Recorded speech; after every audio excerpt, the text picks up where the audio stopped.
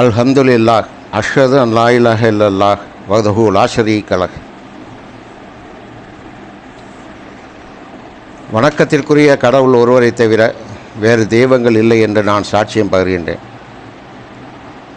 சர்வ வல்லமையுடையவர், மிக்க கருணையாளர். இன்ஷா அல்லாஹ் நாம் சரணடைதல் மார்க்கத்தில் இருந்து சரணடைந்தவர்களாக இந்த வெள்ளிக்கிழமை ஜும்மாவுக்காக கூடியிருக்கிறோம். இதை நம்ம இனி அடுத்த வாரம் இன்ஷா அல்லாஹ் இந்த மாதம் 18ஆம் தேதி நாம் முதல் நோன்பில் இருக்கணும். ரமலான் முதல் நோன்பில் இருக்கணும். மகிழ்ச்சியான ஒரு செய்தியாக விஷயமாக இருக்குது நம்ம ரமலானை எதிர்கொள்கிறது. அல்ஹம்துலில்லாஹ் வரவேற்போம் சந்தோஷமாக ரமலானை. இந்த வாரம் இன்ஷா அல்லாஹ் வெற்றியாளர்கள் அப்படிங்கிறத பற்றி பார்ப்போம். வின்னர்ஸ். இந்த உலகத்தில் மனிதர்கள் பொதுவாக வெற்றியாளர்கள் அப்படிங்கிறத யாரை வகுத்து வச்சுருக்குறாங்க அப்படிங்கிறத இன்ஷா அல்லாஹ் பார்ப்போம். பொதுவான விஷயமாக சொல்கிறாங்க. அதாவது வெற்றிகரமான மனிதர்கள் எப்போதும் நேரத்தை வீணடிக்க மாட்டார்கள். அவர்கள் கைவசம் செய்வதற்கு ஏதாவது வேலைகள் வச்சுக்கிட்டே இருப்பாங்க. தொடர்ந்து வேலை பார்த்துக்கிட்டே இருப்பாங்க. ஒவ்வொரு நாள்லையும் எதை செய்யணும் அப்படின்னு சொல்லி தெளிவாக திட்டமிடுதலோடு அவங்க செஞ்சுக்கிட்டே இருப்பாங்க. அப்போ தான் அவங்க வெற்றியடைய முடியும் அப்படிங்கிற ஒரு மனப்பான்மையோடு இருக்கிறாங்க. இப்போ எடுத்துக்காட்டால் இப்போ ஒரு தாய் தன்னோட பிள்ளைய 10 மாதம் கஷ்டப்பட்டு சுமந்து, அல்லாஹ் சொல்கிறாரு, கஷ்டப்பட்டு சுமந்து அந்த பிள்ளைய பெற்றெடுக்கிறா அப்படின்னு சொல்லிட்டு, அதுபோக அதை 2 வருடங்கள் வரைக்கும் கவனமாக பராமரித்து, அது ஒரு பூச்சி கடிக்காமல் எறும்பு கடிக்காமல் அந்த குழந்தைய கவனமாக பராமரித்து வளர்த்து அதை ஒரு மனிதனாக ஒரு பருவ வயது அடைகிற வரைக்கும் அவனை பராமரிக்கிறான் அந்த குழந்தைய. அதில் அந்த இடத்துல பார்த்தோம் அப்படின்னா அது ஒரு தாயுடைய வெற்றியாக இருக்குது. அதுக்கு பிறகு அந்த சிறுவன் வளர்ந்து படித்து அந்த படித்து முடித்து அந்த படித்ததற்கான வேலை வாழ்வாதாரத்துக்காக தேடி திரும்ப அவர் ஒரு கல்யாணம் பண்ணி இதை அப்படியே திரும்ப அப்படியே காலச்சக்கரம் சுழன்று சக்கரம் போல் சுற்றிக்கிட்டே வரும். அது அதில் அந்த பையனுடைய வெற்றி அங்கே இருக்குது. அப்படியே தொடர்ந்து பார்த்துக்கிட்டே இருந்தோம் அப்படின்னா, இப்போ நம்ம உதாரணமாக நம்ம அமெரிக்காவில் வாரன் பஃபெட்டெல்லாம் எடுத்துக்கிட்டோம் அப்படின்னா, அவர் சிறு வயதில் ஒருவேளை சாப்பாடு கூட அவருக்கு சாப்பிட கொடுக்க முடியலையா அவருடைய தந்தையினால். அதனால் அந்த வாரன் பஃபெட் அப்படிங்கிற சிறுவன் 10 வயசுக்கு மேலேயே நியூஸ் பேப்பர் போடுறது, புத்தகங்கள் விற்கிறது, இப்படி தொடர்ந்து அவர் இப்போ வேலைகள் செஞ்சுக்கிட்டே சம்பாரிச்சுக்கிட்டே அதை ஒரு இந்த பங்கு மார்க்கெட்டில் போட்டு இப்படி டெவலப் பண்ணி அவர் ஒரு அமெரிக்காவிலே ஒரு பெரும் பணக்காரனாக ஆயிடுறார். அவரை பொறுத்தவரையில் அது ஒரு இமாலய வெற்றியாக இருக்குது அப்படிங்கிறத நாம் பொதுவான விஷயமாக பார்க்குறோம். இப்படி ஒவ்வொருத்தரும் அவங்க இப்போ மருத்துவர் எடுத்துக்கிட்டோம் அப்படின்னா, மருத்துவம் படிக்கிறாங்க. படித்து அதில் மருத்துவர்கள் ப்ராக்டிஸ் பண்ணுறாங்க. பாஸ் பண்ணி மருத்துவத்தில் ப்ராக்டிஸ் பண்ணுறாங்க. அதில் படித்த எல்லாருமே மருத்துவம் பார்க்குறதுக்கு வர்றதில்லை அப்படிங்கிறத நம்ம பார்க்குறோம். ஒரு 30% 40% தான் வைத்தியம் பார்க்குறதுக்கு வர்றாங்க. மற்ற பேர்லாம் சும்மா ஒரு பெருமைக்கு அந்த படிப்பு இருக்கணும் அப்படிங்கிறதுக்காக படிக்கிறாங்க அப்படிங்கிறத நம்ம நிறையா பார்க்குறோம். அது மாதிரி அங்கே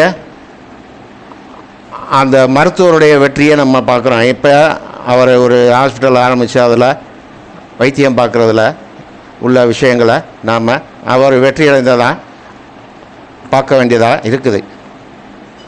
இப்படி ஒரு ஸ்போர்ட்ஸ்மேன் எடுத்துக்கிட்டோம்னா கோச் சொல்லிக் கொடுக்குறாரு, அதன் மூலமாக அவர் ட்ரைனிங் எடுக்கிறாரு. கடுமையான ட்ரைனிங்காக இருக்கும். நம்ம ஸ்போர்ட்ஸ்மேன்லாம் பார்த்தோம் அப்படின்னா, அது மாதிரி ஒவ்வொரு துறைகள்லையும் ஒவ்வொரு டிபார்ட்மெண்ட்லேயும் பார்த்தோம் அப்படின்னா, போலீஸ் ட்ரைனிங் பார்த்தோம்னா, அது மாதிரி எல்லா விஷயத்துலையுமே ஒவ்வொரு டிபார்ட்மெண்ட்டையும் பார்த்தோம் அப்படின்னா, அவங்க அதில் இருக்கிறவங்களுக்கான வெற்றியாக அதை பார்க்குறாங்க. அது மாதிரி பேசுகிறாங்க, அவங்க பல இடங்களுக்கு போய் பேசுகிறாங்க.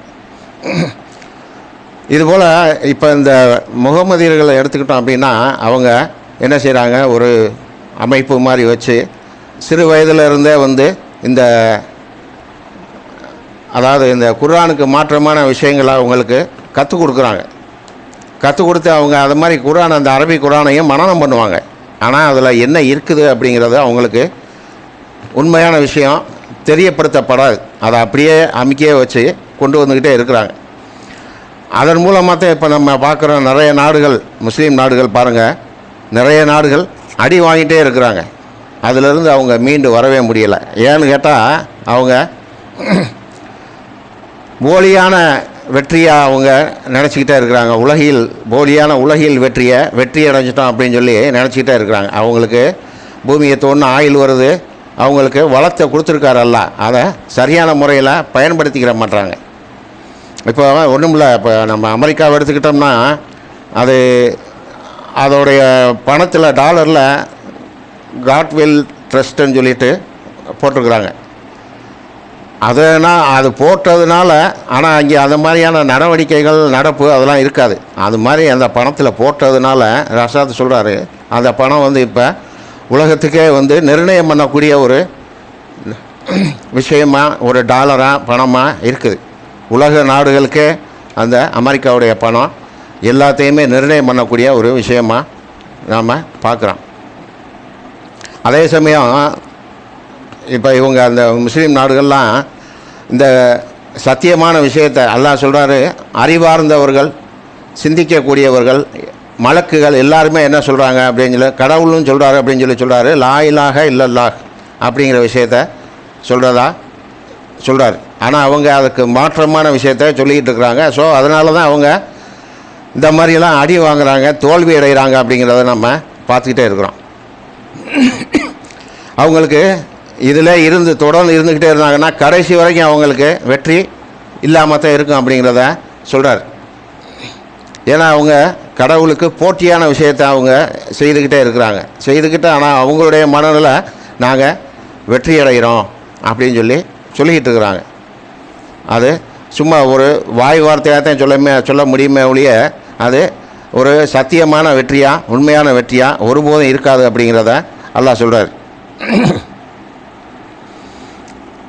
அதில் நம்மளுக்கு சொல்கிறாரு 9:55 போலியான உலகியல் வெற்றி அப்படிங்கிறதுல சொல்கிறாரு. பார்ப்போம் இன்ஷா அல்லாஹ். 9:55 போலியான உலகியல் வெற்றி, அவருடைய பணத்தாலோ அல்லது அவருடைய பிள்ளைகளாலோ மனம் கவரப்பட்டு விடாதீர்கள். இந்த வாழ்வில் அவர்களுடைய தண்டனையின் மூலாதாரங்களாகவும், அத்துடன் அவர்கள் மரணிக்கின்ற போது நம்ப மறுப்பவர்களாக அவர்கள் இருக்கின்ற சமயம் அவருடைய ஆன்மாக்கள் பிரிந்து செல்வதற்காகவும் கடவுள் அவற்றை காரணமாக்குகின்றார்.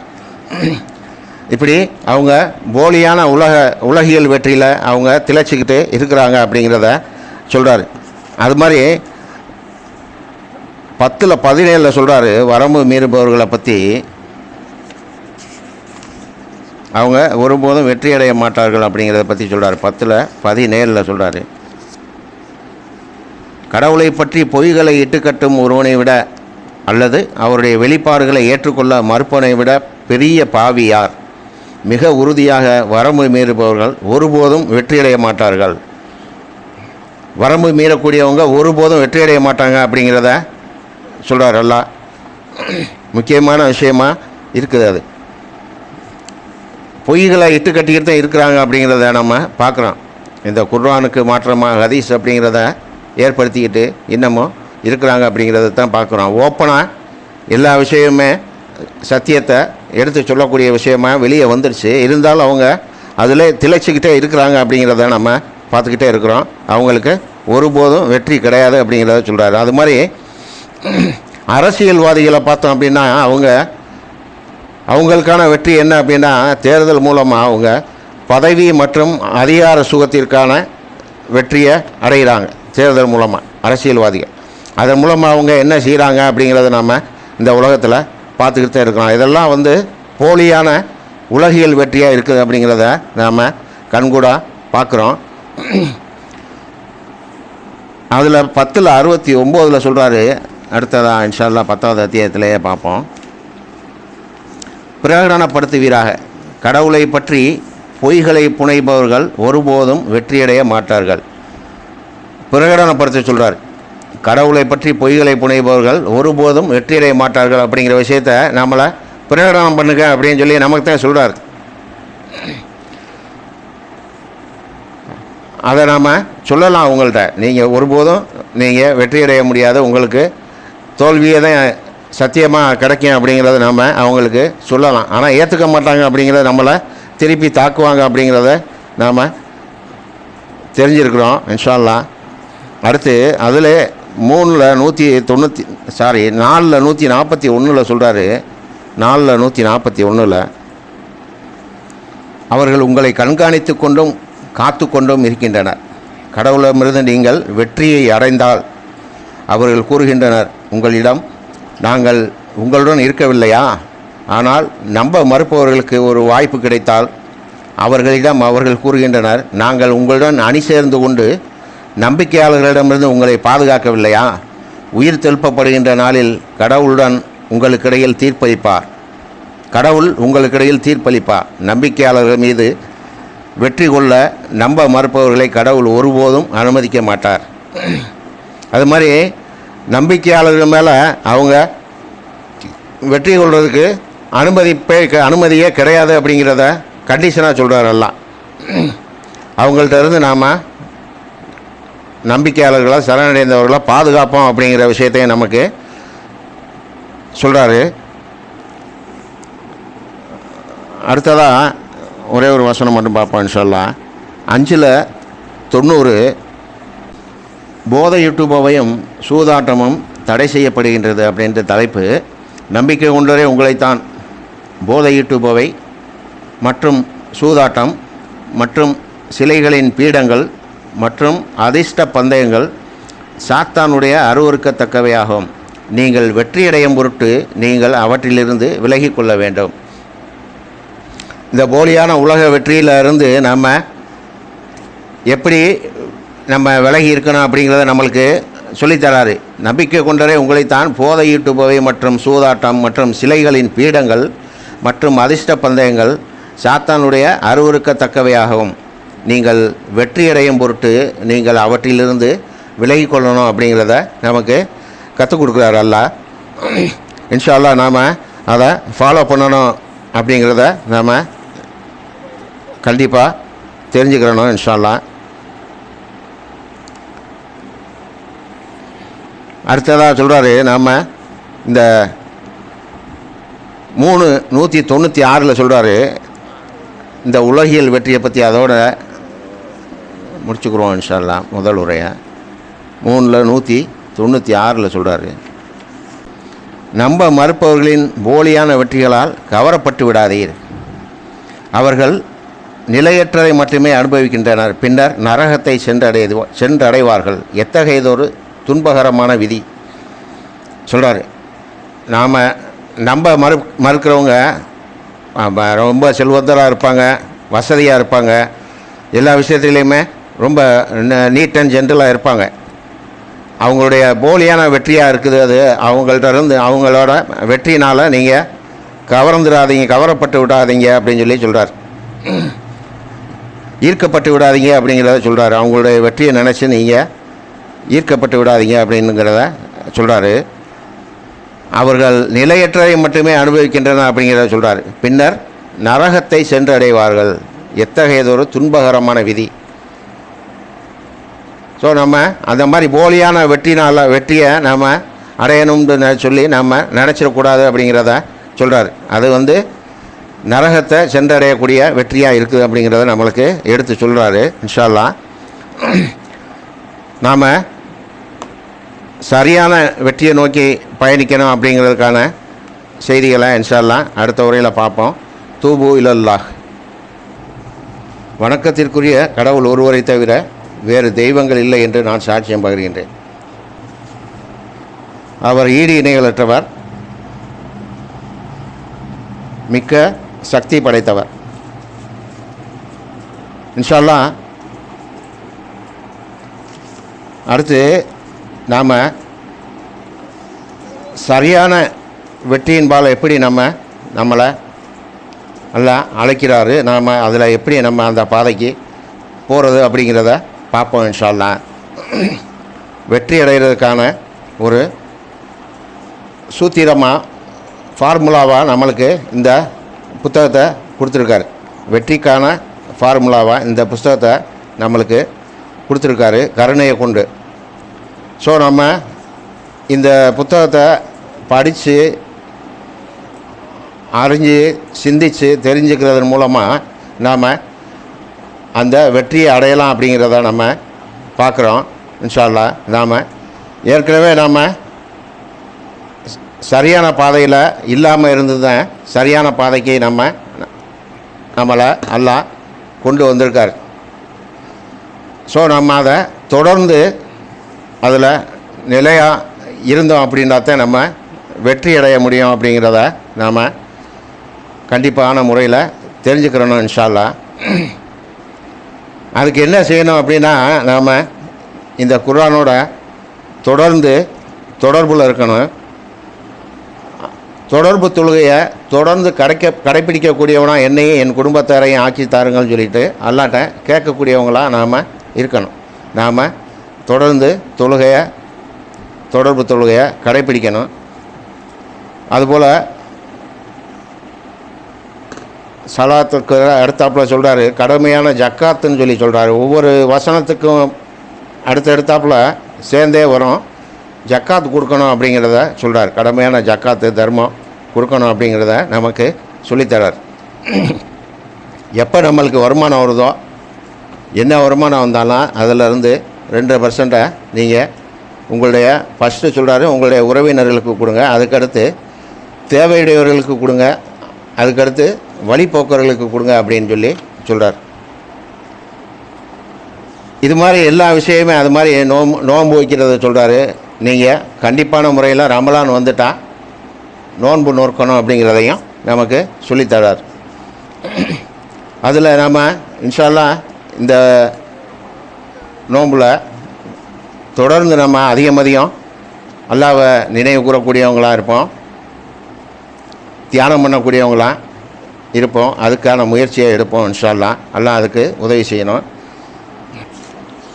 ரொம்ப சந்தோஷமாக இருக்கலாம் அந்த நோம்பில். நம்ம அந்த ஒரு மாதம் நம்ம பொதுவாக நம்ம வருஷம் நம்ம பார்க்கக்கூடிய விஷயமா இருக்குது. அதை நம்ம தொடர்ந்து மற்ற மாதங்களும் நம்ம அது மாதிரி இருக்கணும். அப்படின்னா நம்ம இந்த குர்ஆனில் தொடர்ந்து நம்ம படிச்சுக்கிட்டே தொடர்பு வச்சுக்கிட்டே இருந்தோம் அப்படின்னா நம்ம அந்த சந்தோஷத்தை அடையலாம் அப்படிங்கிறத நம்ம பார்க்குறோம் இன்ஷா அல்லாஹ். அது மாதிரியான வெற்றிக்கு 7:128 சொல்கிறாரு இன்ஷா அல்லாஹ். பார்ப்போம். மோசஸ் தன் சமூகத்தாரிடம் கூறினார், கடவுளின் உதவியை கோருங்கள், அத்துடன் உறுதிப்பாட்டுடன் தொடர்ந்து இருங்கள். பூமியானது கடவுளுக்கு உரியது. எனவே தன்னுடைய ஊழியர்களிலிருந்து தான் தேர்ந்தெடுக்கின்ற எவருக்கும் அவர் அதனை அளிக்கின்றார். இறுதி வெற்றியானது நன்னறியாளர்களுக்கே உரியதாகும். நன்னறியாளர்களுக்கே இறுதியான வெற்றி அப்படிங்கிறத சொல்கிறார். ஸோ நம்ம அந்த வெற்றி அடைகிறதுக்கு அல்லாட்ட உதவியை கேட்கணும் அப்படிங்கிறத சொல்லி காமிக்கிறார். மோசஸுடைய சமூகத்தாருக்கு மட்டுமல்ல, இது எல்லாத்துக்குமே உரிய வசனமாக இருக்குது அப்படிங்கிறத நம்ம பார்க்கணும். உறுதிப்பாட்டோடு தொடர்ந்து இருக்கணும். பூமியானது கடவுளுக்கு உரியது அப்படிங்கிறத நம்ம நினைக்கணும், வெளியில் சொல்லணும். ஏன்னா பூமியை ரணகலப்படுத்திக்கிட்டு தான் இருக்கிறாங்க அப்படிங்கிறத நம்ம பார்க்குறோம். மலைகளை இல்லாமல் ஆக்குறாங்க. அது மாதிரி மலைகளையெல்லாம் சொல்கிறாரு, அது பூமி அசையாமல் இருக்கிறதுக்கான ஆப்புகளை அடித்து வச்சுருக்கிறோம் அப்படிங்கிறத சொல்கிறார். இன்ஷா அல்லாஹ் இறுதி வெற்றியானது நன்னறியாளர்களுக்கே உறுதியாகவும் அப்படிங்கிறத நமக்கு சொல்லித்தராரு. நாம் அதில் தொடர்ந்து பயணிப்போம். அடுத்து 385 சொல்கிறாரு. 385 ஒரு மாபெரும் வெற்றி தலைப்பது. ஒவ்வொரு நபரும் மரணத்தை சுவைக்கின்றார். பின்னர் உயிர் தெழுப்பப்படுகின்ற நாளில் உங்களுடைய பிரதிபலனை நீங்கள் பெறுகின்றீர்கள். நூலிலேனும் நரகத்தை விட்டு தப்பித்து சொர்க்கத்தை அடைகின்ற எவரும் ஒரு மாபெரும் வெற்றியை அடைந்து விட்டார். இந்த உலகத்தின் வாழ்வானது ஒரு மாயை என்பதை விட அதிகமாக எதுவும் இல்லை. ஒவ்வொரு நபருமே மரணத்தை சுவைக்கின்றார் அப்படிங்கிறத சொல்கிறாரு. பின்னர் உயிர் தெழுப்பப்படுகின்ற நாளில் உங்களுடைய பிரதிபலனை நீங்கள் பெறுகின்றீர்கள். நாம் என்ன செஞ்சோமோ அதுக்கு தகுந்த மாதிரியான கூலியை கொடுப்போம் அப்படிங்கிறாரு. எம்மியோட பேசாமல் கொடுப்போம் அப்படின்னு சொல்லி சொல்கிறாரு. அப்படி நீங்கள் பெறக்கூடிய நேரத்தில் நூலிலேனும் ஒரு நூல் வித்தியாசத்தில் நீங்கள் நரகத்தை விட்டு தப்பிச்சு சொர்க்கத்துக்கு அடையக்கூடிய எவரும் ஒரு மாபெரும் வெற்றியை அடைந்து விட்டார்னு சொல்லிட்டு சொல்கிறார். இந்த உலகத்தின் வாழ்வானது ஒரு மாயை என்பதை விட அதிகமாக எதுவும் இல்லை. இந்த உலகியல் வெற்றியெல்லாம் எதுவுமே இல்லை, அதெல்லாம் ஒரு மாயை. இந்த உலகமே ஒரு மாயை அப்படின்னு சொல்கிறார். அடுத்ததாக நம்பிக்கையாளர்களுக்கு வெற்றி உத்தரவாதம் அளிக்கப்படுது அப்படிங்கிறத சொல்கிறாரு. 8-10 சொல்கிறாரு. நம்பிக்கையாளர்களுக்கு வெற்றி உத்தரவாதம் அளிக்கப்படுகின்றது. உபத்தலைப்பு: உங்களுடைய இதயங்களை வலுப்படுத்துவதற்காக இந்த நற்செய்தியை கடவுள் உங்களுக்கு அளித்தார். வெற்றி கடவுளிடமிருந்து மட்டுமே வருகின்றது. கடவுள் எல்லாம் வல்லவர், ஞானம் மிகுந்தவர். உங்களுடைய இதயங்களை வலுப்படுத்துவதற்காக இந்த நற்செய்தியை கடவுள் உங்களுக்கு அளித்தார். வெற்றி கடவுளிடமிருந்து மட்டுமே வருகின்றது. கடவுள் எல்லாம் வல்லவர், ஞானம் மிகுந்தவர். ஸோ நம்மளுக்கு நம்பிக்கையாளர்களுக்கு வெற்றி உத்தரவாதம் அளிக்கப்படுகிறது அப்படின்னு சொல்கிறார். ஸோ நம்ம வெற்றியாளர்களாக இருக்கிறோம் அப்படிங்கிறத நம்மளுடைய நடவடிக்கையை வச்சு நம்மளை பரிசோதனை செஞ்சுக்கலாம் இன்ஷா அல்லாஹ். அடுத்து 5:35 சொல்கிறாரு இன்ஷா அல்லாஹ். இன்னும் 2 வசனம். 5:35 நம்பிக்கை கொண்டவரே உங்களைத்தான் நீங்கள் கடவுளிடம் பக்தியோடு இருக்கவும், மேலும் அவரை நோக்கிய வழிகள் மற்றும் உபாயங்களை தேடிக்கொள்ளவும், மேலும் அவர் நிமித்தம் பாடுபடவும் வேண்டும், நீங்கள் வெற்றியடையும் பொருட்டு. நம்ம வெற்றி அடையணும் அப்படின்னா கடவுள்கிட்ட பக்தியோடு இருக்கணும், கடவுளை நோக்கிய வழிகள் மற்றும் உபாயங்களை தேடிக்கொள்ளணும், அவர் நிமித்தம் பாடுபடணும் அப்படின்னு சொல்கிறாரு. நாம் வெற்றி அடையலாம் அப்படிங்கிறத நமக்கு சொல்லித்தராரு இன்ஷா அல்லாஹ். அடுத்து நற்செய்தி அப்படிங்கிறத 9:20 சொல்கிறார். இதோட முடிச்சுக்கிறோம் இன்ஷா அல்லாஹ். 9:20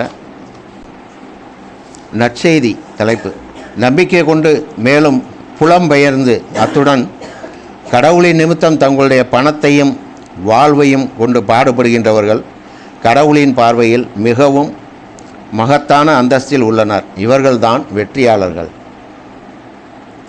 இது நம்மளுக்கு நற்செய்தியாக இருக்குது அப்படிங்கிறத சொல்கிறார். நம்பிக்கை கொண்டு மேலும் புலம்பெயர்ந்து அத்துடன் கடவுளின் நிமித்தம் தங்களுடைய பணத்தையும் வாழ்வையும் கொண்டு பாடுபடுகின்றவர்கள் கடவுளின் பார்வையில் மிகவும் மகத்தான அந்தஸ்தில் உள்ளனர். இவர்கள்தான் வெற்றியாளர்கள். இன்ஷா அல்லாஹ் நாம் வெற்றியாளர்களாக இருக்கிறதுக்கு அல்லாஹ்வோட உதவியை கொண்டு பாடுபடுவோம். அல்லாஹ் அதுக்கு உதவி செய்யட்டும். ஹக்கீமுஸ் ஸலாத், தொழுகைக்கு ஆயத்தமாக.